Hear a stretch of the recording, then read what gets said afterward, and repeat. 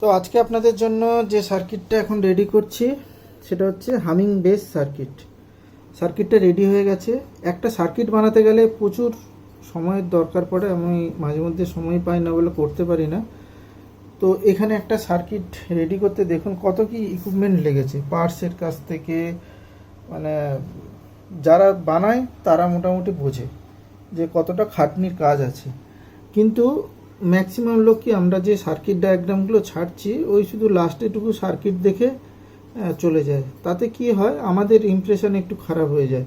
যদি পুরো ভিডিওটা আপনারা দেখেন তাহলে আমাদের খুব ভালো লাগে, আর আমাদের চ্যানেলে যে ইমপ্রেশন এটাও কিন্তু ঠিকঠাক থাকে। বুঝতে পেরেছেন? তো আপনাদের সবাইকে একটু অনুরোধ করব পুরো ভিডিওটা দেখবেন। ওকে, সার্কিটের ডায়াগ্রাম তো আমি দেখিয়ে দিচ্ছি সব কিছুই, কিন্তু আপনারা যখন দেখেন না খুবই খারাপ লাগে।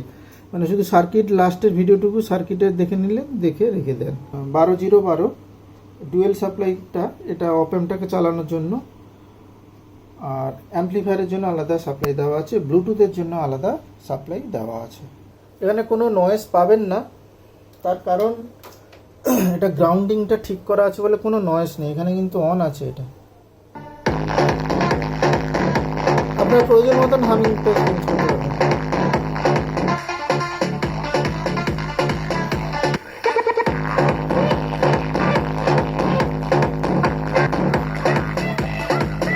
এটা নর্মাল কিন্তু।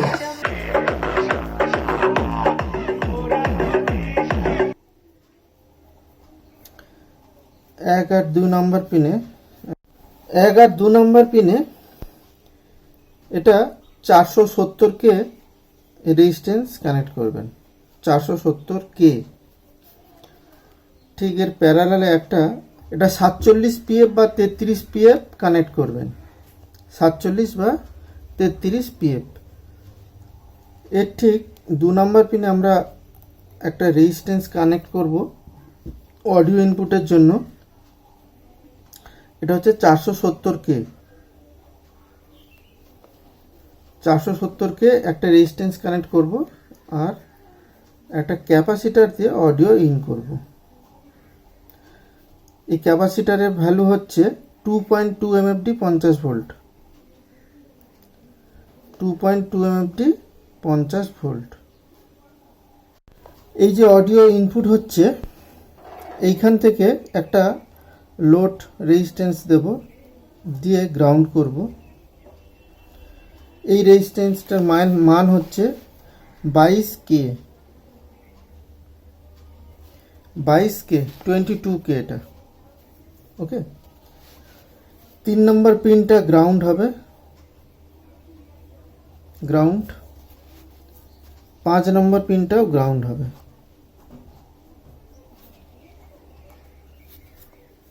3 আর 5 গ্রাউন্ড হবে, বা এই দুটো আপনারা এখানে শর্ট করে দিতে পারেন, গ্রাউন্ড। 4 নম্বর পিনে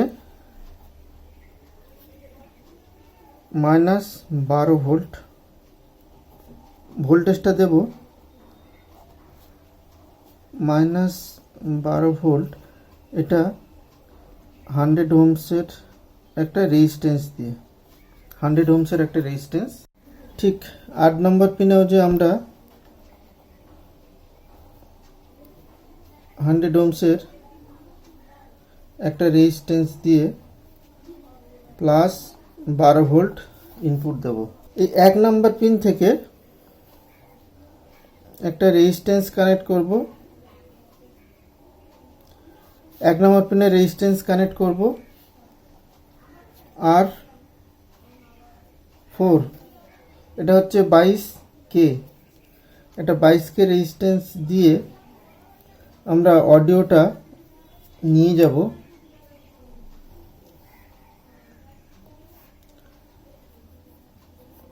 এখানে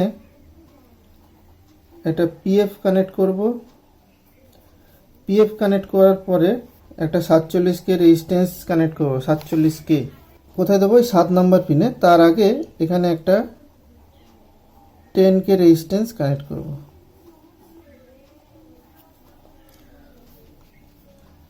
এই যে রেজিস্ট্যান্সটা, এটা হচ্ছে 47K। ওকে, আর এটা হচ্ছে 10K। 50K আমরা পোটেনশিওমিটার নেব, 50K পোটেনশিওমিটার নেব। এই পোটেনশিওমিটারের এই পিনে এই অডিওটা ইনপুট হবে, ওকে। আর এই মাঝখানের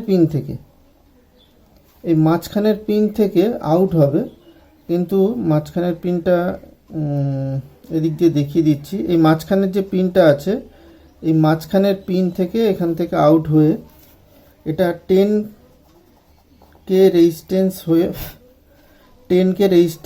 হয়ে কানেক্ট হবে এই 6 নম্বর পিনে, ওকে। 6 নম্বর পিনে কানেক্ট হবে। আর এইখানে যে আর একটা পিন বাকি আছে, এইখানে এই পিনটার সাথে এটা ফিডব্যাক হিসাবে ইউজ করব। এটা হচ্ছে 8 7, এটা হচ্ছে 470K, এটা 470K আমরা ইউজ করব, এটা এর সাথে কানেক্ট থাকবে।